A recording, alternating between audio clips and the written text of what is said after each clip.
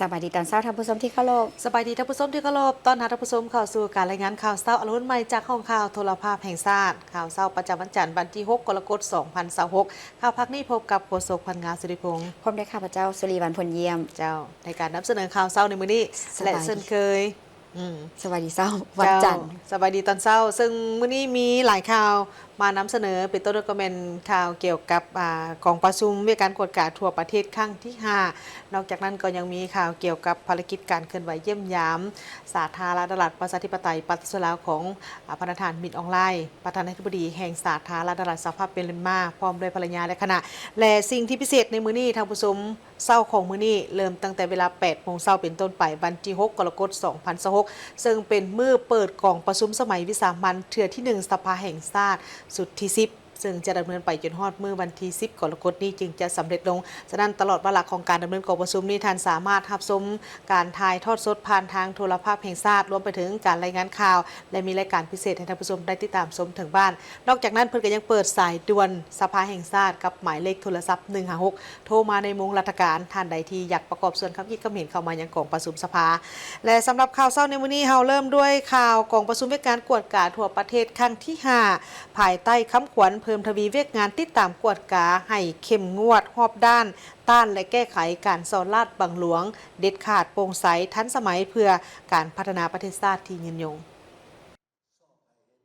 ให้เกียรติเข้าร่วมโดยสหายทองล้นศรีสุริตเลขาธิการใหญ่คณะบริหารงานส่วนกลางภาคประธานประเทศมีบรรดาสหายกรรมการกรมการเมืองส่วนกลางภาคคณะเลขาธิการส่วนกลางภาคบรรดาสหายกรรมการสมบูรณ์และสำห้องส่วนกลางภาคบรรดาสหายห้องประธานคณะกฎการส่วนกลางภาคองค์การกฎการแห่งรัฐห้องรัฐมนตรีประธานกรรมการปกครองนครหลวงแขวงและภาคส่วนที่เกี่ยวข้องกองประชุมครั้งนี้ได้พร้อมกันค้นคว้าประกอบคำเห็นต่อเนื้อในห่างบทสรุปตีราคาการเคลื่อนไหวเวียกงานกฎกาในระยะ 5 ปี 2021 หา 2025 และทิศทางแผนการใน 5 ปีต่อหน้า 2026 หา 2030ห่างบทสรุปแผนพัฒนาเวียกงานกฎกา 2021 หา 2025 และวางทิศทางแผนพัฒนา 2026 หา 2030 และห่างมติของคณะบริหารงานส่วนกลางภาคว่าด้วยการเพิ่มทวีการป้องกันสกัดกั้นต้านและแก้ไขพยาธิอาชญาซิดการซ่อนลาดบังหลวงปรากฏการณ์ย่อท่อการฟุ่มเฟือยในกงจักรการจัดตั้งภาครัฐและสังคมซึ่งเป็นนิติกรรมที่สำคัญของภาคจากนั้นผู้แทนกองประชุมของบรรดากระทรวงองค์การนครหลวงเวียงจันทน์และแขวงยังได้พร้อมกันค้นคว้าประกอบคำเห็นอย่างกงไปกงมาต่อกับมากผลของการจัดตั้งปฏิบัติเวียกงานติดตามกฎกาภาคกฎการัฐและเวียกงานสกัดกั้นต้านการซ่อนลาดบังหลวงในระยะผ่านมาได้ยกให้เห็นผลสำเร็จด้านดีที่ต้องสืบต่อเสริมขยายและจุดอ่อนข้อคงข้างสาเหตุและบทเรียนที่จะต้องได้เอาใจใส่แก้ไขอย่างจริงจังเด็ดขาดในต่อหน้ากองประชุมได้เห็นดีเป็นเอกภาพต่อกับทิศทางคาดหมายสู่สนและมาตรการจัดตั้งปฏิบัติเวียกงานกฎการในต่อหน้าเพื่อสร้างการหันเปลี่ยนอย่างแข็งแรงลึกซึ้งรอบด้านในเวียกงานกฎการในสุปีต่อหน้าโอกาสนี้สหายทองล้นศรีสุริตเลขาธิการใหญ่คณะบริหารงานส่วนกลางภาคประธานประเทศก็ได้ให้เกียรติมีคำเห็นโอลมซึ่งในบางตอนสหายได้กล่าวว่าการกฎการแมนการซอกให้เห็นจุดดีสิ่งตั้งหน้าเพื่อส่งเสริมให้เป็นการต่อยอดของบทเรียนที่ดีให้กว้างออกในภายภาคหน้าและในเวลาเดียวกันนั้นเป้าหมายที่สำคัญหนึ่งอีกแม่นกวดให้เห็นจุดบกพร่องการละเมิดระเบียบกฎหมายที่เกิดขึ้นในกรณีต่างๆมันได้สร้างผลเสียหายอย่างขึ้นต่อส่วนรวมต่อการจัดตั้งต่อบุคคลละเมิดสิทธิของประชาชนสร้างผลกระทบต่อสิทธิและผลประโยชน์ของประชาชนน้อยหลายปานใดสิ่งดังกล่าวพวกเขามีความจำเป็นต้องซ่องให้เห็นผู้กระทำผิดซ่องให้เห็นสาเหตุของการกระทำผิดซ่องให้เห็นสิ่งจูงใจของบุคคลและการจัดตั้งที่มีการกระทำผิดการละเมิดแนวทางการละเมิดกฎหมายให้ได้การกวดกาบ่ควรมีเขตห่วงห้ามและบ่ควรให้มีข้อยกเว้นเพื่อให้การกวดกามีประสิทธิภาพและมีความศักดิ์สิทธิ์องค์การที่รับผิดชอบเวียกงานนี้ต้องปรับปรุงเนื้อในรูปการและวิธีการกวดกาให้มีประสิทธิผลสูงขึ้นกว่าเก่าสืบต่อกวดกาบรรดาเป้าหมายที่ปฏิบัติยังบ่ทันสำเร็จให้สำเร็จกวดเห็นต้องสรุปรายงานและเสนอทิศทางแก้ไขไปพร้อม กรณีใดต้องลงวินัยกรณีใดต้องเสนอให้อัยการประชาชนสั่งฟ้องศาลเมื่อสั่งฟ้องแล้วต้องติดตามการดำเนินคดีให้ถึงกกถึงหากควรแก้ไขปัญหาที่ค้างคาที่เคยปฏิบัติมาเช่นคดีที่ยังค้างอยู่ในอัยการก็ซาแล้วแต่เมื่อคดีไปถึงศาลก็ไปค้างอยู่กับศาลบ่ตัดสินจักเทื่อในกรณีศาลตัดสินแล้วการปฏิบัติคำตัดสินของศาลก็บ่ไปบ่มาแก่ยืดแก่ยาวพวกเฮาบ่สามารถปะปล่อยให้สภาพแนวนี้ดำเนินต่อไปได้อีกแล้วถึงเวลาที่บ่สามารถลังเลหยุดย่อนต่อไปอีกแล้วในขณะเดียวกันก็เอาใจใส่สร้างและปรับปรุงบรรดานิติกรรมที่จำเป็นเกี่ยวกับเวียกงานกวดกาต้านการส่อราษฎร์บังหลวงและสิ่งหยอดทอดต่างๆทางต้องโฆษณาเผยแพร่ให้ลึกซึ้งและทั่วถึงรวมทั้งการเผยแพร่ผลการกวดกาและการแก้ไขผลการกวดกาให้ทั่วสังคมได้รับรู้เห็นถึงผลให้และภัยอันตรายของการส่อราษฎร์บังหลวงเพื่อก้าวไปถึงเหตุให้คนมีจิตสำนึกมีความซื่อสัตย์สุจริตที่บ่กล้าส่อราษฎร์บังหลวงบ่สามารถส่อราษฎร์บังหลวงและบ่อยากส่อราษฎร์บังหลวงอีกต่อไปและขอเสนอว่าองค์การกฎกาแต่ถึงลงลุมก็บ่เฮ็ดให้เป็นสนามต่อรองจากอันพิษให้กลายเป็นทื่อในเวลาเดียวกันต้องปรับปรุงองค์การจัดตั้งให้เข้มแข็งไปควบคู่กับการปรับปรุงบรรดาองค์การที่เฮ็ดเวียกยุติธรรมของรัฐให้เข้มแข็งปรับปรุงสภาทนายความให้โปร่งใสเข่งขัดต่อหลักการหันเป็นทันสมัยและมีความยุติธรรมอย่างแท้จริงต้องเด็ดเดี่ยวแก้ไขพนักงานกวดกาที่ละเมิดระเบียบวินัยและต้องก่อสร้างและให้โอกาสพนักงานที่ซื่อสัตย์บริสุทธิ์ปกป้องพนักงานที่เป็นแบบอย่างที่ดีเสียสละเพื่อเวียกงานและเพื่อส่วนรวมให้ได้บ่ให้ถูกปัดเคลียร์ออกต้องป้องกันและส่งเสริมในตอนบ่ายของวันที่ 3 กรกฎาคม 2026 ที่ผ่านมาที่สภาแห่งชาติพระประธานไสสมพรพรหมวิหารประธานสภาแห่งชาติได้ให้การต้อนรับและพบปะกับพระประธานมินอองไลน์ประธานาธิบดีแห่งสาธารณรัฐสหภาพเมียนมาในโอกาสเยี่ยมยามรัฐกิจอยู่สาธารณรัฐประชาธิปไตยประชาชนลาวพระประธานไสสมพรพรหมวิหารได้แสดงความยินดีต้อนรับอย่างอบอุ่นและตีราคาสูงต่อการเยี่ยมยามรัฐกิจอยู่สาธารณรัฐประชาธิปไตยประชาชนลาวของคณะทานมินอองไลน์พร้อมด้วยภรรยาและคณะในครั้งนี้ซึ่งถือเป็นประเทศทับอิฐในอาเซียนของการเคลื่อนไหวต่างประเทศภายหลังดำรงตำแหน่งการเยี่ยมยามครั้งนี้เป็นขีดหมายสำคัญที่แสดงให้เห็นถึงสายผูกพันมิตรภาพอันเป็นมูลเสื้อที่ดีงามความสามัคคีหักแพงและการร่วมมืออันใกล้ชิดฐานประเทศใกล้เคียงที่ดีระหว่างลาวเมียนมาให้นับมือนับแน่นแฟ้นยิ่งขึ้นพร้อมเดียวกันนี้ประธานไสสมพรพรหมวิหารยังได้แสดงความสมเสยต่อผลสำเร็จการจัดตั้งการเลือกตั้งทั่วไปและการจัดตั้งรัฐบาลสุดใหม่ของสาธารณรัฐสหภาพเมียนมาอย่างเป็นทางการในต้นปีนี้พร้อมทั้งแสดงความสมเสยประธานมินอองไลน์ที่ได้รับชัยชนะในการเลือกตั้งและได้รับความไว้เนื้อเชื่อใจจากประชาชนเมียนมาให้ดำรงตำแหน่งเป็นประธานาธิบดีแห่งสาธารณรัฐสหภาพเมียนมาโอกาสนี้ประธานมินอองไลน์ได้แสดงความขอบใจอย่างจริงใจต่อคำเว้าอันจบงามและการตอบรับอันอบอุ่นและการต้อนรับอันอบอุ่นของประธานไสสมพรพรหมวิหารคณะประจำสภาแห่งชาติสมาชิกสภาแห่งชาติและประชาชนลาวบรรดาเผ่าพร้อมทั้งได้แสดงความสมเสยต่อผลสำเร็จของกองประชุมสภาแห่งชาติสมัยที่10และสมเสยประธานไสสมพรพรหมวิหารที่ได้รับการเลือกตั้งให้ดำรงตำแหน่งเป็นประธานสภาแห่งชาติแห่งสาธารณรัฐประชาธิปไตยประชาชนลาวอีกสมัยหนึ่งในการพบปะดังกล่าวสองฝ่ายได้แจ้งสภาพการพ้นเด่นของประเทศตนให้กันทราบพร้อมทั้งแสดงความสมเสยต่อบรรดาผลสำเร็จอันใหญ่หลวงในการพัฒนาเศรษฐกิจสังคมที่สองประเทศย่านมาได้ในระยะผ่านมาทั้งสองฝ่ายได้แสดงความปิติยินดีที่เห็นว่าสายผูกพันมิตรภาพอันเป็นมูลเสื้อและการร่วมมืออันใกล้ชิดระหว่างลาวเมียนมาได้รับการหัดแน่นและแตกดอกออกผลยิ่งขึ้นซึ่งแสดงออกในการร่วมมือทางด้านการเมืองที่มีความนักแน่นมีความไว้เนื้อเชื่อใจซึ่งกันและกันมีการสนับสนุนช่วยเหลือกันด้านดีด้วยดีตลอดมาและการนำขั้นสูงของสองประเทศก็ได้มีการพบปะแลกเปลี่ยนการเยี่ยมยามกันอย่างเป็นปกติทั้งในขอบสองฝ่ายและในโอกาสที่เข้าร่วมกองประชุมภาคพื้นและสากลพร้อมเดียวกันนั้นสองฝ่ายก็ได้เห็นดีเป็นเอกภาพต่อทิศทางแผนการร่วมมือกันในต่อหน้าโดยเฉพาะเป็นการเพิ่มทวีการร่วมมือระหว่างสภาแห่งชาติลาวและรัฐสภาสาธารณรัฐสหภาพเมียนมา นอกจากนี้พระประธานไซสมพรพรหมวิหารได้ตีราคาสูงต่อหมากผลของการพบปะปรึกษาหารือระหว่างสองประมุขรัฐในตอนเช้าของมื้อเดียวกันและได้ยืนยันว่าสภาแห่งชาติลาวจะให้การสนับสนุนทางด้านนิติบัญญัติและการติดตามกฎการผันขยายบรรดาบทบันทึกความเข้าใจ MOU และสัญญาต่างๆที่รัฐบาลสองฝ่ายได้ลงนามร่วมกันเพื่อจัดตั้งปฏิบัติให้ปรากฏผลเป็นรูปธรรมรวมทั้งติดตามการผันขยายผลการเยี่ยมยามรัฐกิจในครั้งนี้ให้เกิดดอกออกผลเพื่อนำเอาผลประโยชน์ที่แท้จริงมาสู่ประชาชนสองชาติในขณะเดียวกันพระประธานมิตรออนไลน์ก็ได้แสดงความขอบใจต่อการต้อนรับอันอบอุ่นสนิทสนมและเต็มไปด้วยไมตรีจิตมิตรภาพพร้อมทั้งมีคำเห็นสนับสนุนให้สภาแห่งชาติเมียนมาและลาวสืบต่อสุขยูรัฐบาลของทั้งสองประเทศในการจัดตั้งปฏิบัติบรรดาบทบันทึกความเข้าใจ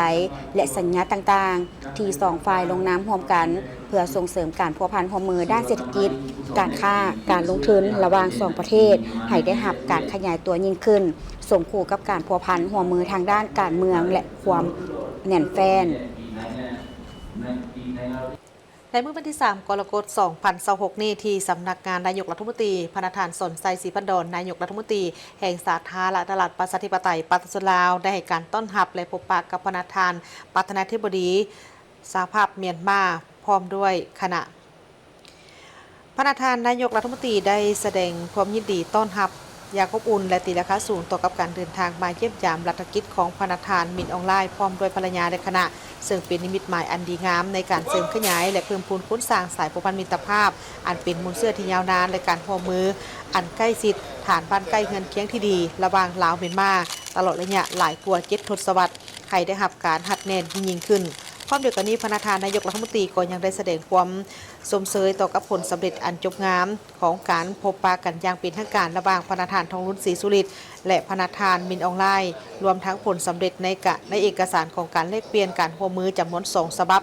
ในมื้อวันที่ 3 กรกฎาคม 2026เคียงคู่กันนั้นพระประธานสนไซศรีพันดรก็ได้แสดงความสมเสยต่อกับผลสำเร็จของการเลือกตั้งทั่วไปและการจัดตั้งคณะรัฐบาลชุดใหม่ของเมียนมาพร้อมทางได้แสดงความสมเสยพระประธานมินออนไลน์ที่ได้รับความไว้เนื้อเชื่อใจจากประชาชนเมียนมาให้ดำรงตำแหน่งเป็นประธานาธิบดีแห่งสาธารณรัฐสหภาพเมียนมาและก็เชื่อมั่นว่าภายใต้การนำพาอันปีศาจสามารถของพระประธานสหภาพเมียนมาจะสืบต่อในหับการพัฒนาให้เจริญก้าวหน้าประชาชนมีความอยู่ดีกินดีการเดินทางไปมาการเดินทางมาเยี่ยมยามทางรัฐกิจในครั้งนี้แม้นได้แสดงให้เห็นถึงความแม้นได้เป็นการแสดงให้เห็นถึงความสำคัญและถือเป็นบุริมสิทธิ์อันสูงของการนำของสาธารณรัฐสหภาพเมียนมาที่มีต่อกับสายผูกพันมิตรภาพอันเป็นมูลเสื่อความสามัคคีหักแพงและการร่วมมืออันใกล้ชิดฐานประเทศบ้านใกล้เงินเคียงที่ดีระหว่างลาวและเมียนมาการพบปะกันในครั้งนี้ทั้งสองฝ่ายก็ได้มีการตีราคาสูงต่อกับหมากผลของการพัวพันหัวมือโดยเฉพาะคอมเมนต์ด้านการเมืองที่มีความไว้เนื้อเชื่อใจซึ่งกันและกันในระดับสูงและการให้การสนับสนุนช่วยเหลือซึ่งกันและกันตลอดมาการแลกเปลี่ยนเยี่ยมยามของทางคณะผู้แทนขั้นสูงอย่างเป็นปกติเป็นต้นก็เป็นการเยี่ยมยามสหภาพเมียนมาของทานของนายกรัฐมนตรีกระทรวงการต่างประเทศพร้อมกันนั้นทั้งสองฝ่ายก็ยังได้เป็นเอกภาพกันที่จะสืบต่อในการร่วมมือกันอย่างใกล้ชิดในแขนงการต่างๆเป็นต้นเมนทางด้านการเมืองป้องกันชาติป้องกันความสงบเศรษฐกิจการค้าการลงทุนการขนส่งพลังงานแรงงานการศึกษามนุษยธรรมการแก้ไขปัญหาหมอกควันข้ามไส้แดนและด้านอื่นๆผลผ่านกลไกของคณะกรรมาการร่วมว่าด้วยการร่วมมือ2 ฝ่ายลาวและเมียนมาและบรรดากลไกอื่นๆที่เกี่ยวข้องเพื่อสุขยุการร่วมมือของทั้ง2 ฝ่ายให้เป็นรูปธรรมในขณะเดียวกันพระประธานมินออนไลน์ก็ได้แสดงความขอบใจอย่างจริงใจต่อกับการต้อนรับอย่างอบอุ่นของพระประธานสนไซศรีพันดรก็คือรัฐบาลและประชาชนลาวที่ได้ให้การร่วมมือสนับสนุนและให้การช่วยเหลือซึ่งกันและกันในตลอดระยะที่ผ่านมาเพื่อเป็นการเสริมขยายสายผูกพันมิตรภาพอันเป็นมูลเสื่อและการร่วมมืออันใกล้ชิดระหว่าง2 ประเทศให้แตกดอกออกผลยิ่งขึ้นในต่อหน้าพร้อมเดียวกันนี้พระประธานมินออนไลน์ก็ยังได้แสดงความสมเสยต่อพระประธานสนไซศรีพันดรที่ได้รับการเลือกตั้งให้ดำรงตำแหน่งเป็นนายกรัฐมนตรีแห่งสาธารณรัฐประชาธิปไตยประชาชนลาวภายหลังที่สำเร็จการพบปะกับบรรณาการนำของสาธารณรัฐประชาธิปไตยประชาชนลาวพระประธานมินออนไลน์พร้อมด้วยภรรยาและคณะก็จะสืบต่อในการเยี่ยมยามซึ่งพระประธานก็ได้สืบต่อในการเยี่ยมยามอยู่นครหลวงวิจันทร์และ เยี่ยมยามทั้งนครหลวงพระบางเมืองมรดกโลกพร้อมทั้งเยี่ยมชมวัดวาอารามปูชนียสถานและบรรดาสถานที่ท่องเที่ยวที่สำคัญทางประวัติศาสตร์ของลาวอีก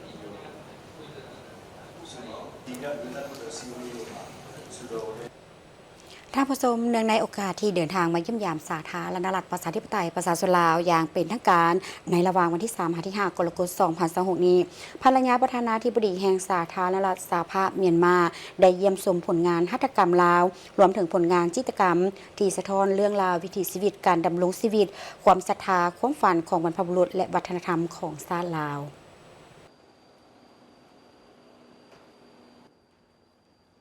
ตอนเช้าวันที่3 กรกฎาคม 2026ท่านนางดอจุจุละ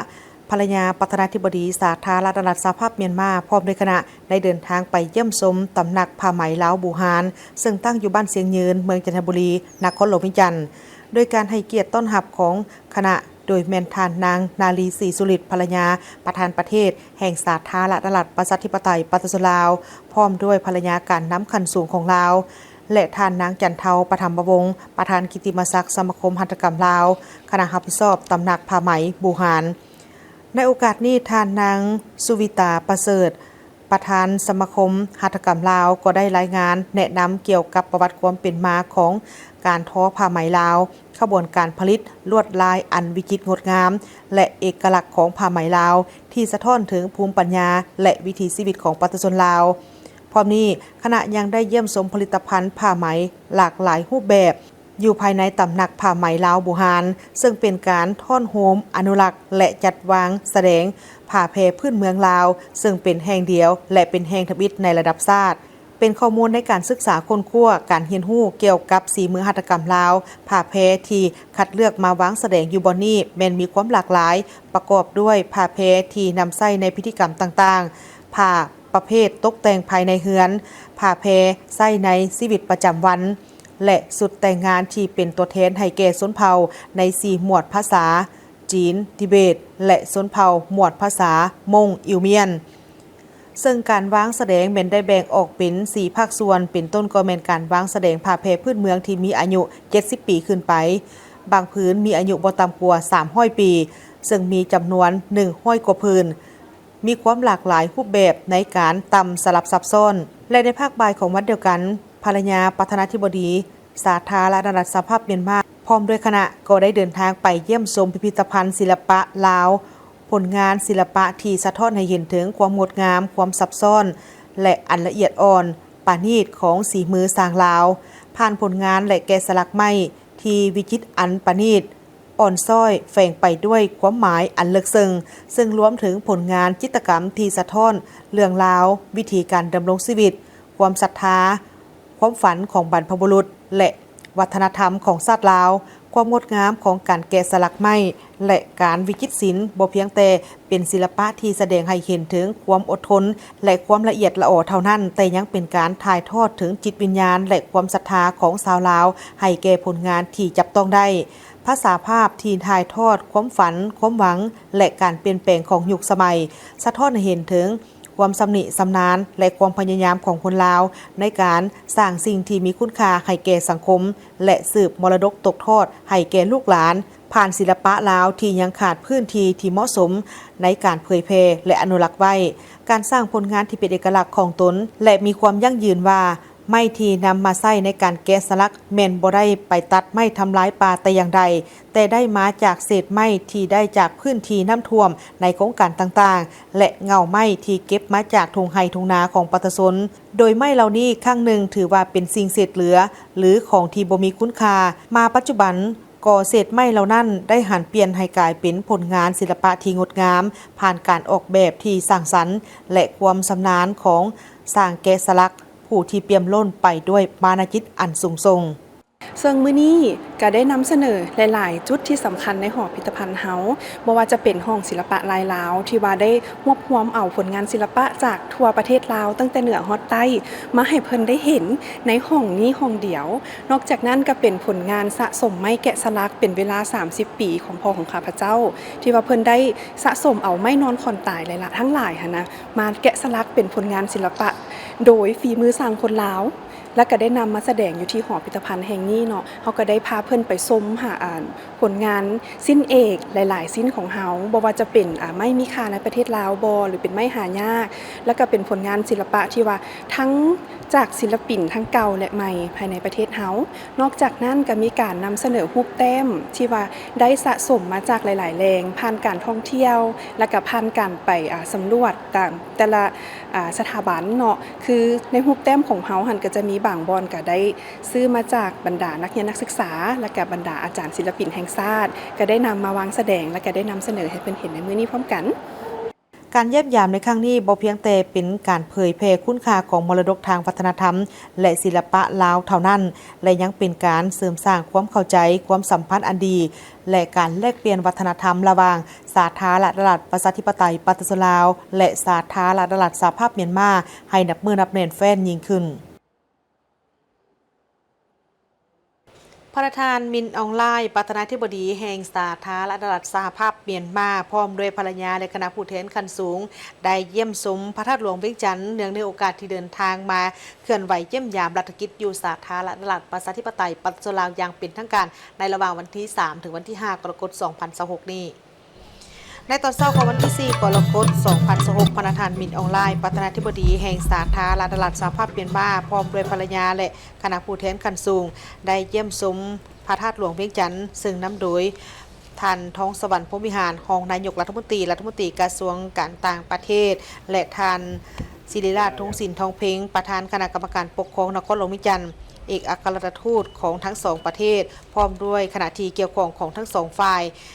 ได้เข้าร่วมในโอกาสดังกล่าวนี้ก็ได้รับฟังการรายงานจากทางคณะรับผิดชอบของทางอนุกรรมการพิพิธภัณฑ์พระธาตุหลวงเวียงจันทน์โดยได้รายงานให้รู้ถึงประวัติความเป็นมาของพระธาตุหลวงเวียงจันทน์ซึ่งเป็นสถานที่สักการะบูชาของชาวนครหลวงเวียงจันทน์ก็คือคนลาวในทั่วประเทศจากนั้นก็ได้กราบไหว้นมัสการพระเจ้าใหญ่อยู่ที่วัดธาตุหลวงเหนือเวลาต่อมาพระประธานมินออนไลน์ก็ได้เยี่ยมชมสหกรณ์หัตถกรรมพลต้องที่ตั้งอยู่บ้านพลต้องเมืองจันทบุรีนครหลวงเวียงจันทน์ซึ่งสถานที่ดังกล่าวนี้เป็นสถานที่ที่ผลิตตำและขายเครื่องหัตถกรรมลาวที่มีลวดลายที่สวยงามและเป็นเอกลักษณ์ของลาวคณะโฆษณาโฮมศูนย์กลางผักจัดกองประชุมสัมมนาร่วมกันเฉลิมฉลองวันสร้างตั้งพรรคคอมมิวนิสต์จีนครบรอบ105 ปีและผลการค้นคว้าแนวคิดสีจิ้นผิงว่าด้วยสังคมนิยมที่มีสีสันพิเศษของจีนในยุคใหม่กองประชุมได้มีขึ้นในวันที่ 3 กรกฎาคม 2026 ที่นครหลวงเวียงจันทน์โดยการเข้าร่วมของสหายวิไลลาคำฟองกรรมการกรมการเมืองศูนย์กลางพรรคผู้ประจำการคณะเลขาธิการศูนย์กลางพรรคสหายคำพันธ์เผยวงศ์กรรมการกรมการเมืองศูนย์กลางพรรคหัวหน้าคณะโฆษณาโฮมศูนย์กลางพรรคสหายนางฟางหงเอกอัครราชทูตแห่งสาธารณรัฐประชาชนจีนประจำสาธารณรัฐประชาธิปไตยประชาชนลาวและภาคส่วนเกี่ยวข้องสหายวิไลหลักคำฟองได้อ่านสารอวยพรจากคณะบริหารงานศูนย์กลางพรรคประชาชนปฏิบัติลาวถึงคณะกรรมการศูนย์กลางพรรคคอมมิวนิสต์จีนในโอกาสวันสร้างตั้งพรรคคอมมิวนิสต์จีนครบรอบ105 ปีโดยมีเนื้อในบางตอนว่าพรรครัฐบาลและประชาชนลาวขอแสดงความสมเสยอย่างสุดอกสุดใจต่อบรรดาผลสำเร็จอันใหญ่หลวงที่พรรครัฐบาลและประชาชนจีนอ้ายน้องญาติมาได้ในตลอดระยะ101 ปีที่ผ่านมาและประชาชนจีนอายน้องญาติมาได้ในตลอดระยะ105 ปีผ่านมาเชื่อมั่นอย่างนักแน่นว่าภายใต้การนำพาอันสลัดซองใสของพรรคคอมมิวนิสต์จีนประชาชนจีนอายน้องจะสามารถบรรลุมรรคผลอันใหญ่หลวงในการฟื้นฟูความสีวิไลของชาติจีนบรรลุเป้าหมาย100 ปีเหตุการณ์ที่ 2นำเอาประเทศชาติก้าวขึ้นสังคมนิยมอย่างนักแน่นตามสีสันพิเศษของจีนอย่างแน่นอนพรรครัฐและประชาชนลาวยืนยันอย่างนักแน่นว่า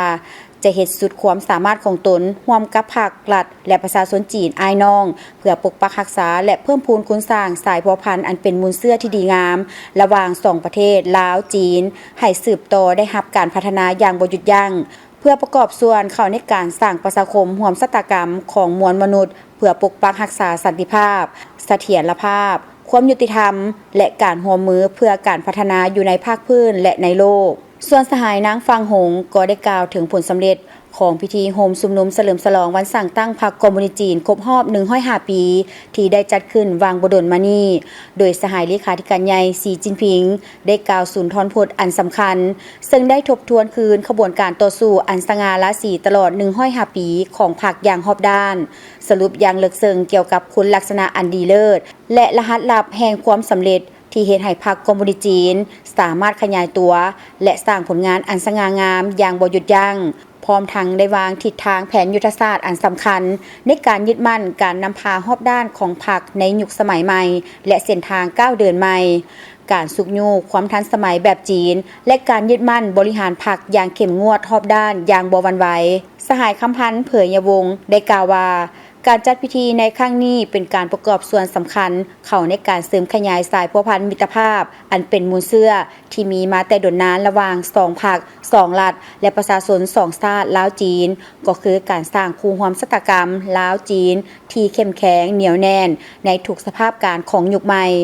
พร้อมทั้งตีราคาสูงต่อคำเห็นของสหายทูตฟางหงที่ได้กล่าวถึงผลงานและวิรกรรมอันล้ำเลิศของพรรคคอมมิวนิสต์จีนในการนำพาซี่นำประชาชนจีนอ้ายน้องเฮ็ดสำเร็จภารกิจของพรรคของชาติก็คือการเฮ็ดสำเร็จเป้าหมายสู่สน100 ปีเหตุการณ์ทำอิฐและเป็นพื้นฐานอันนักแน่นให้แก่การหันเป็นทันสมัยตามแนวคิดสีจิ้นผิงว่าด้วยการสร้างสังคมนิยมที่มีสีสันพิเศษของจีนในยุคใหม่ก็คือการต่อสู้เพื่อบรรลุเป้าหมาย100 ปีเหตุการณ์ที่2และความมุ่งมั่นในการฟื้นฟูความเจริญรุ่งเรืองของชนชาติจีน ท่านผู้ชมที่เคารพกองประชุมสมัยวิสามัญเทื่อที่1สภาแห่งชาติสุดที่10จะดำเนินไปตั้งแต่วันที่6ถึงวันที่10กรกฎาคม2026นี้โดยกองประชุมครั้งนี้แม่นจะได้มีการพิจารณาตกลงกันในหลายปัญหาและหีบด่วนเป็นต้นก็แม่นจะรับพ้องเอาบทรายงานการจัดตั้งปฏิบัติแผนพัฒนาเศรษฐกิจสังคมแห่งชาติแผนงบประมาณแห่งรัฐแผนเงินตรา6 เดือนต้นปี2026และทิศทางแผนการใน6 เดือนท้ายปี2026พร้อมกับปัญหาอื่นๆท่านบุญจันทร์ศรีวงศ์พันธ์คณะประจำสภาแห่งชาติหัวหน้าห้องว่าการสภาแห่งชาติได้กล่าวว่ากองประชุมสมัยวิสามัญเทื่อที่1ของสภาแห่งชาติสุดที่10ต่างหน้าคณะประจำสภาแห่งชาติแจ้งมายังบรรดาท่านพนักงานทหารตำรวจนักเรียนนักศึกษาปัญญาชนกรรมกรชาวผู้ให้งานพ่อแม่พี่น้องประชาชนลาวบรรดาเผ่าในทั่วประเทศและพี่น้องชาวลาวที่อาศัยอยู่ต่างประเทศรับทราบว่ากองประชุมสมัยวิสามัญเทื่อที่1ของสภาแห่งชาติสุดที่10จะได้จัดขึ้นในระหว่างวันที่6ถึงวันที่10กรกฎาคม2026ที่ห้องประชุมใหญ่สภาแห่งชาติซึ่งจะใช้เวลาทั้งหมด5วันเพื่อพิจารณาและตกลงปัญหาสำคัญและหีบด่วนดังนี้สำหรับเวียกรัฐบาลมีอยู่4เนื้อในต้นต่อดังนี้เนื้อในที่1จะได้พิจารณารับรองเอาบทรายงานการจัดตั้งปฏิบัติแผนพัฒนากิจสังคมแห่งชาติแผนงบประมาณแผนเงินตรา6 เดือนต้นปี2026และทิศทางแผนการ6 เดือนท้ายปี2026เนื้อในที่2จะได้พิจารณารับรองเอาวาระแห่งชาติว่าด้วยการพัฒนา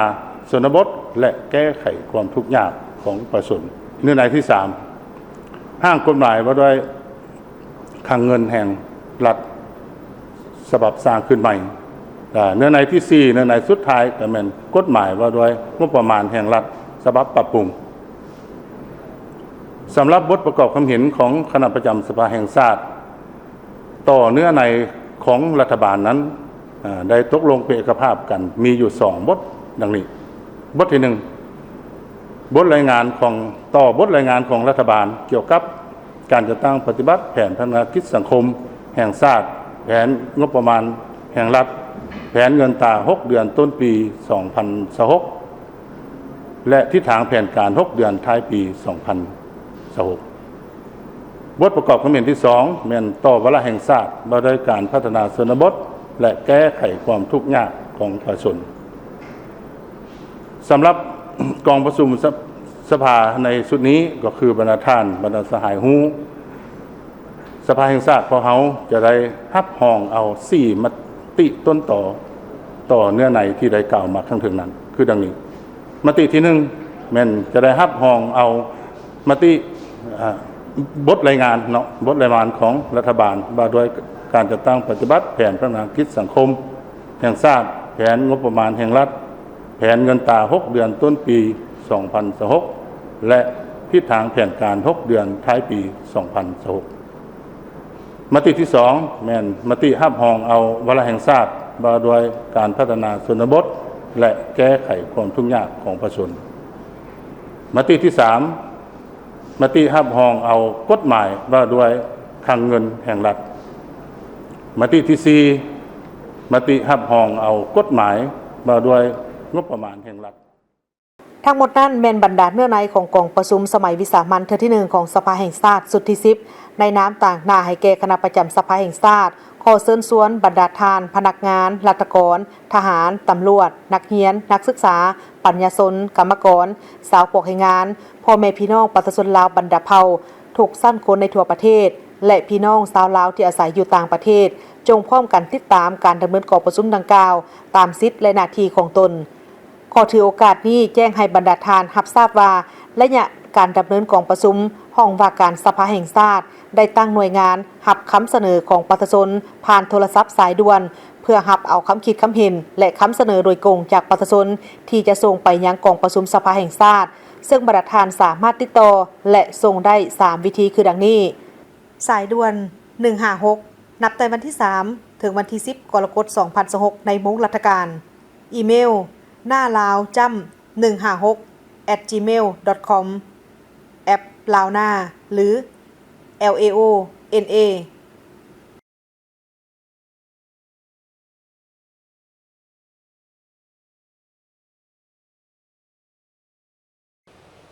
ได้มีพิธีเซ็นสัญญาร่วมมือธุรกิจระหว่างรัฐวิสาหกิจการบินลาวและบริษัท CIG MRO จำกัดในวันที่2กรกฎาคม2026ที่โรงแรมอมารีนครหลวงเวียงจันทน์ได้มีพิธีเซ็นสัญญาการร่วมมือธุรกิจระหว่างรัฐวิสาหกิจการบินลาวและบริษัท CIT MRO จำกัดหรือบริษัทในเครือของกลุ่มบริษัททวีทรัพย์ต่างหน้าเซ็นโดยแม่นทานเสลิมไตรยราชรักษาการผู้อำนวยการรัฐวิสาหกิจการบินลาวและทานสุขดารานรแสงประธานกลุ่มบริษัททวีทรัพย์ผู้อำนวยการบริษัท CIT MRO จำกัดโดยการให้เกียรติเข้าร่วมเป็นสักขีพยานของทานเล็กไหลศรีวิไลรัฐมนตรีกระทรวงโยธาธิการและขนส่งทานสุริวัฒน์สุวรรณจุมคำรองรัฐมนตรีกระทรวงการเงินมีหัวหน้ากรมพลเรือนรองผู้อำนวยการใหญ่รองประธานผู้อำนวยการกลุ่มบริษัททวีทรัพย์ต่างหน้าจากภาครัฐเอกชนและพนักงานที่เกี่ยวข้องของทั้งสองฝ่ายการเซ็นสัญญาร่วมมือธุรกิจในครั้งนี้ถือเป็นอีกบาทก้าวหนึ่งที่สำคัญของการพัฒนาการร่วมมือทางธุรกิจระหว่างสองฝ่ายที่มีเป้าหมายร่วมมือกันในการบริหารจัดการและจัดจำหน่ายอะไหล่เครื่องบินของบริษัท CIT MRO จำกัดอยู่ภายในและส่งออกไปต่างประเทศความต้องการของตลาดผู้ซื้อพร้อมทางการแลกเปลี่ยนข้อมูลข่าวสารเคียงคู่กับการพัฒนาเวียกงานMRO ให้กลายเป็นศูนย์กลางทางด้าน MRO และการจำหน่ายอะไหล่เครื่องบินในภาคพื้นวางพื้นฐานในการร่วมมือขยายไปสู่การให้บริการฝึกอบรมการซ่อมแปลงการจัดหาอะไหล่และการลงทุนทางด้านอุตสาหกรรมการบินพร้อมเดียวกันนี้ก็ยังได้สืบต่อในการศึกษาการร่วมมือทางด้านอื่นๆเพิ่มเติมอีกในอนาคตจุดประสงค์ที่พวกเราได้เซ็นสัญญาในมื้อนี้เนาะก็คือพวกเราเนี่ยมีการร่วมมือนำรัฐวิสาหกิจการบินลาวเนาะที่ว่าพวกเรามีนี่มันเครื่องอะไรเนาะอยู่ในสางอยู่ในที่วัดไตหั่นเนาะเขาจะเว้าเรื่องประวัติของบริษัท CIT MRO สู่ฐานฟังก่อนเนาะประวัติของ CIT MRO ตะกี้หันเป็นของคนต่างประเทศเนาะเป็นผู้ถือหุ้น 100% นะพวกเราได้มาเทคโอเวอร์เอาเป็นเดี๋ยวนี้เป็นของคนลาวแล้วเนาะเป็นของคนลาว 100% ละ ถือว่าบริษัทนี้เฮาก็อยากผลักดันให้หัวหน่วย MRO ที่ว่าให้มันเข้มแข็งอยู่ในลาวของเฮาหั่นเพราะว่าจุดแข็งของเฮาก็คือพวกเฮามีสางไว้เครื่องแล้วทั้งมีวัตถุก็คือเครื่องอะไรหั่นเนาะที่ว่าเฮาสามารถเว้าได้เลยว่าเครื่องอะไรที่เฮาสต็อกปาไว้หั่น บ่น้อยหน้าประเทศอื่นเนาะอยู่ในอาเซียนนี่ถือว่าพวกเฮานี่บ่2กับ3ล่ะที่ว่าเครื่องอะไรที่มีหลายเฉพาะเครื่องอะไรนี่มีของ Airbus และกับ RTX เนาะเชี่ยวชาญนี่พวกเฮานี่มันมีทั้งสากลแล้วก็กับลาวเฮาเพราะว่าในแผนของเฮานี่อยากสร้างMRO นี่ก็คือศูนย์ซ่อมแปลงแล้วก็อะไรนี่นะอยากสร้างคนลาวให้มีคือว่าเป็นสร้างที่มันได้ระดับสากลนะเป็นสร้างที่มีฝีมือและอาจจะสร้างโรงเรียนอันหนึงอันนี้เป็นแผนของพวกเฮาเพื่อแปลงยนต์โดยเฉพาะเพราะว่าอยู่บ้านเฮานี่มันบ่มีแขนงแปลงยนต์เด้แล้วแขนงแปลงยนต์นี่มันทั่วโลกได้ใช้เฮาส่งออกคนไปก็ได้อันนี้เป็นแผนของยุทธศาสตร์หนึ่งที่ว่าข้าพเจ้าอยากเฮ็ด การร่วมมือในครั้งนี้จะเป็นการนำมาซึ่งผลประโยชน์ร่วมกันอย่างยืนยงซึ่งบ่เพียงแต่เป็นการสร้างรายรับให้แก่ของทั้งสองฝ่ายเท่านั้นยังเป็นการสร้างรายรับของงบประมาณให้แก่ภาครัฐตื่มอีกนอกจากนี้ยังช่วยเพิ่มประสิทธิภาพในการบริหารสินทรัพย์ลดผ่อนต้นทุนสร้างมูลค่าเพิ่มจากอะไรที่มีอยู่และเสริมสร้างชื่อเสียงให้แก่ทั้งสองฝ่ายก็คือสาธารณรัฐประชาธิปไตยประชาชนลาวไปเคียงคู่กัน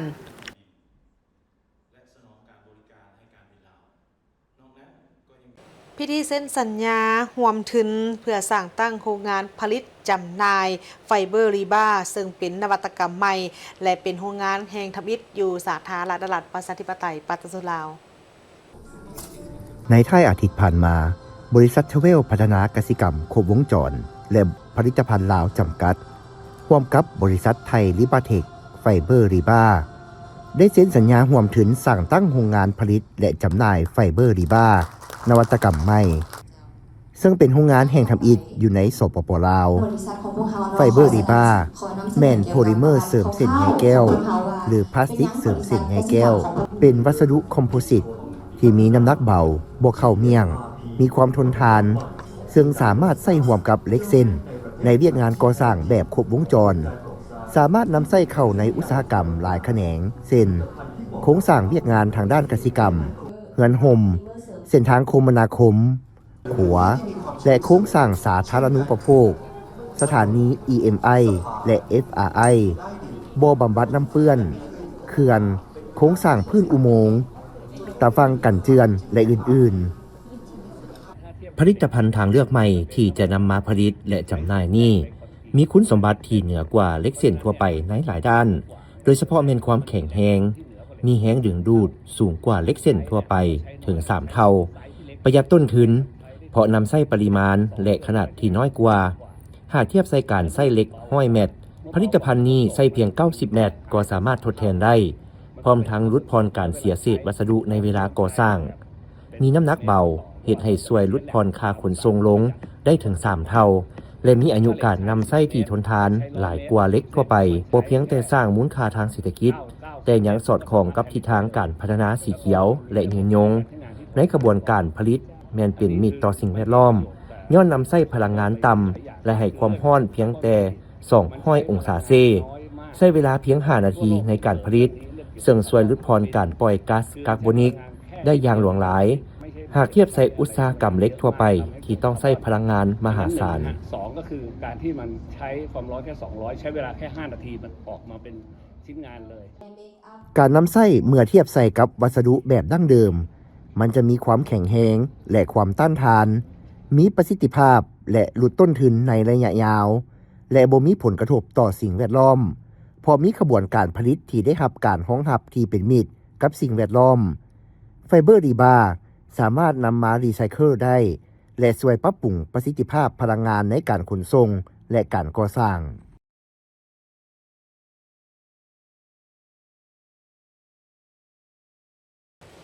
ศาลประชาชนนครหลวงวิจันทร์ตัดสินลงโทษจำคุกตลอดชีวิตอดีตพนักงานรัฐและนักธุรกิจ10 กว่าคนใน4 คดีส่อราชบังหลวงใหญ่การตัดสินของศาลประชาชนนครหลวงวิจันทร์ในครั้งนี้ถือเป็นอีกเหตุการณ์ครั้งสำคัญในการปราบปรามการส่อราชบังหลวงเพื่อรักษาความศักดิ์สิทธิ์ของกฎหมายและปกป้องทรัพย์สินของรัฐบ่ให้หัวไหล ในวันที่ 1 กรกฎาคมที่ผ่านมาศาลปัตตสนนครหลวงเวียงจันทน์ได้ตัดสินคดีสอรัฐบางหลวงข้างใหญ่จำนวน 4 คดี โดยคดีเหล่านี้มีผู้ถูกพัวพันทั้งหมด 17 คน ซึ่งในนี้มีอดีตพนักงานรัฐกรอาวุโส ผู้บริหารรัฐวิสาหกิจและนักธุรกิจศาลได้ตัดสินลงโทษจำคุกตลอดชีวิตผู้ถูกหาอย่างน้อย 10 คน ผู้ถูกลงโทษหนักในครั้งนี้ประกอบมีบุคคลที่สำคัญที่มาจากแขนงการกวดการธนาคาร พลังงาน การต่างประเทศ รวมทั้งนักธุรกิจต่างประเทศ นอกจากโทษจำคุกแล้วศาลยังได้สั่งยึดทรัพย์สินเป็นต้น เงินสด พาหนะ ที่ดิน บัญชีธนาคาร และทรัพย์สินอื่นๆ พร้อมทั้งให้ใช้แทนค่าเสียหายทางด้านการเงินอย่างหลวงหลายให้แก่ภาครัฐ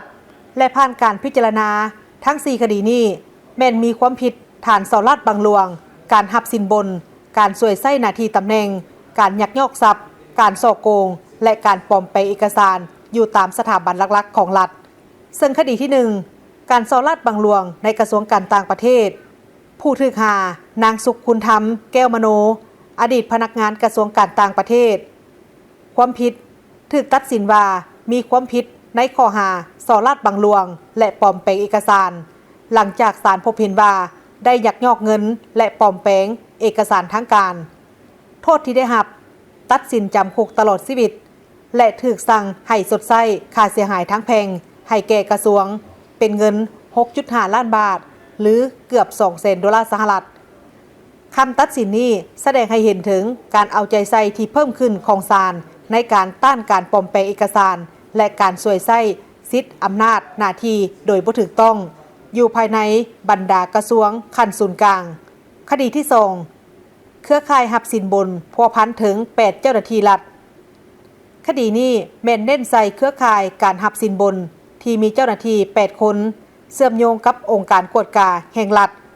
ธนาคารแห่งสาธารณรัฐประชาธิปไตยปัตตสลาวคณะกวดกาพรรคและองค์การกวดกาจัดตั้งอื่นๆเจ้าหน้าที่อาวุโสเหล่านี้ถูกกล่าวหาว่าได้อำนวยความสะดวกให้แก่การเฮ็ดธุรกรรมที่ส่อโกงสวยไส้ตำแหน่งหน้าที่และเฮ็ดหน้าที่เป็นนายหน้าในขบวนการหับสินบนท้าวสีทน สุริยวงศ์อดีตเจ้าหน้าที่องค์การกวดกาแห่งรัฐ SIA ถูกตัดสินจำคุกตลอดชีวิต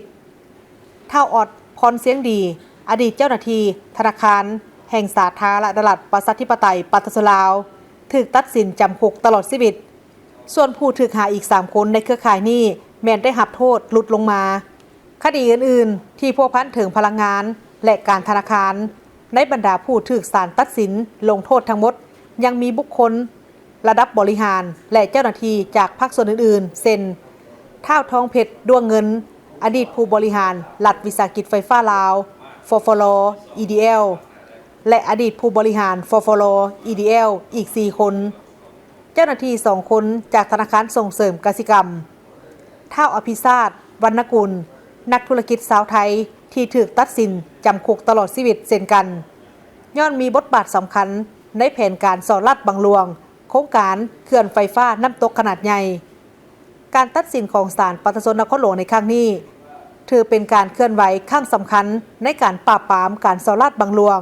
เพื่อรักษาความศักดิ์สิทธิ์ของกฎหมายและปกป้องทรัพย์สินของรัฐบ่ให้หัวไหล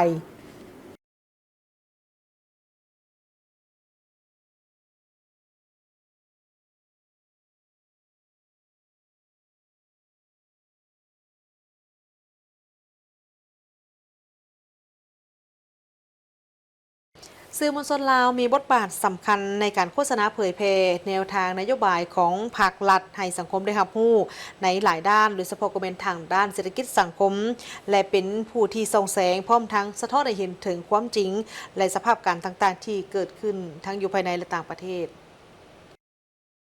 เนื่องในโอกาสวันสร้างตั้งสื่อมวลชนลาวครบรอบ 76 ปีและต้อนรับกองประชุมเวียกงานสื่อมวลชนทั่วประเทศครั้งที่ 1ที่จะไขขึ้นในมม.นี้ท่านคำไพสมสนะประธานกลุ่มบริษัทคำไพสนะได้กล่าวถึงบทบาทสำคัญของสื่อมวลชนลาวว่า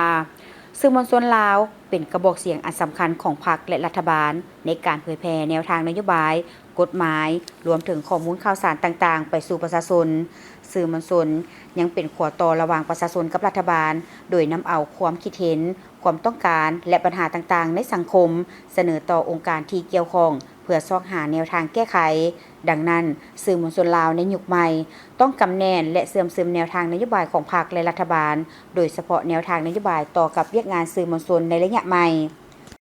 เฮ็ดหยังอยู่ประเทศเฮาหรือว่าส่งไปออกไปทั่วโลกสามารถเห็นได้เบิดเนาะและฉะนั้นสำคัญหลายความรู้สึกข้าพเจ้าคันถ้าเฮาบ่ออกข่าวบ่มีสื่อมวลชนนี้เป็นกระบอกเสียงให้กระจายข่าวกระจายความเฮ็ดใดแนวใดแดอยู่ในสังคมเฮ็ดใดหยังอยู่แดบ้านเฮาเมืองเฮาแข่งเฮาประเทศเฮามันต้องได้แสดงออกให้ชาวโลกให้สังคมเป็นอันหูรับหูเป็นวงกว้างเนาะการออกข่าวเฮาก็เห็นว่าสื่อมวลชนข่าวโทรภาพเฮาเนี่ยแต่ละช่องก็คือเว้าแล้วเฮาพักเดียวเด้เนาะบ่แม่นสิข่าวออกโดยที่ลำพังซาซูซาสายก็เฮ็ดว่าเพิ่นฮัดกลุ่มในการกวดกาออกข่าวไปแล้วเฮ็ดอะไรบัดที่มีประโยชน์ต่อบ้านต่อเมืองต่อภาคต่อรัฐโดยบ่แม่นข่าวปลอมข่าวลอกลวงข่าวแท้ของจริงนะข้าพเจ้าก็คิดว่าก็ดีใจแหละดีใจเพราะว่าข้าพเจ้าได้ให้เพิ่นออกข่าวได้โฆษณาในเมื่อก่อนฐานขภัยสมสนะในประธานกุ้มขภัยชนะก็บ่มีไผจีฮูดพอเท่าใดดอกก็ย้อนสื่อมวลชนโทรภาพแห่งชาตินี่แหละข่าววงกว้างออกไปหลายคนหูเฮาจากคนหูน้อยหูเฮาหลายขึ้นแต่ในเมื่อคนหูหลายขึ้นแล้วเนาะเฮ็ดได้พยายามเอาความจริงใจความเฮ็ดแท้สามารถเป็นแบบอย่างให้สังคมเป็นแบบอย่างให้พ่อแม่ประชาชนเอาไปพันขยายต่อยอดเนาะอันนี้มันก็บ่สิ้นสุดสื่อมวลชนลาวแม่นภาคส่วนหนึ่งที่มีการพัวพันอย่างสนิทแน่นกับการปฏิวัติของชาติได้มีการประกอบส่วนอย่างใหญ่หลวงเข้าในภารกิจต่อสู้เพื่อความเป็นเอกราชปกปักรักษาประเทศชาติบ้านเมืองและพัฒนาประเทศชาติให้เจริญเติบโตจนมาฮอดปัจจุบันทั้งเป็นกระบอกเสียงอันสำคัญให้แก่ภาครัฐในการโฆษณาเผยแพร่เหตุการณ์สำคัญต่างๆที่เกิดขึ้นทั้งอยู่ภายในและต่างประเทศให้สังคมได้รับรู้อย่างทั่วถึงและทันการแล้วสิ่งสำคัญที่สุดเนาะสื่อมวลชนนี่มันนำเอาแนวทางของพรรคของรัฐบาลไปเผยแพร่ต่อพ่อแม่ประชาชนต่อสังคมเนาะแนวใดดีแนวใดถูกต้องและเป็นพรรครัฐอาศัยสื่อมวลชนข่าวโทรภาพแต่ละช่องนี่เป็นกระบอกเสียงโฆษณาเพื่อวงกว้างคือข้าพเจ้าว่าอันนี้มันสำคัญที่สุดคือบริษัทกุ้มขภัยชนะจะมามื้อนี้ใดก็แม่นเอาแนวทางของพรรคของรัฐนี่แหละมาพัฒนาขยายในเมื่อสำเร็จแล้วก็โทรภาพนี่แหละสื่อมวลชนเลยติดตามข่าวออกไปทางอากาศให้หลายคนครับผู้เนาะอันนี้มันแม้นสำคัญใหญ่แหละพี่น้องเลยลูกหลานในธุรกิจทุกภาคส่วนและฉะนั้นพวกเราพยายามทุกช่องทุกภาคส่วนทุกธุรกิจแหละหัวไม้หัวมือนำซื้อมวลชนนี่แหละออกข้าวล่ะเฮาเฮ็ดได้น้อยเฮาก็ออกข้าวน้อยเฮาเฮ็ดใหญ่ก็ออกข้าวใหญ่เฮาบ่คิดว่าโอ้ออกข้าวแล้วยานเสียรับจังซั่นจังซี่เพราะจิตใจข้าพเจ้าบ่ได้คิดเพราะเฮาบ่ได้เฮ็ดผิดเด้ดอกเฮาอยากเอาความดีเฮานี้ความเฮ็ดใดเฮานี้เผยแพร่ให้สังคมรับรู้ท่านคำไพสมสนะยังได้กล่าวเติมอีกว่ากล่องประชุมในครั้งนี้นอกจากจะเป็นการทบทวนคืนและตีราคาสูงถึงบทบาทของสื่อมวลชนในระยะผ่านมาแล้ว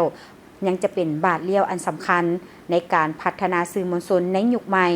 ยุคปัญญาประดิษฐ์หรือ AI เข้าในการจัดตั้งปฏิบัติการเคลื่อนไหวของสื่อมวลชนในการเฮ็ดหน้าที่เผยแพร่แนวทางนโยบายของพรรครัฐให้สังคมได้รับรู้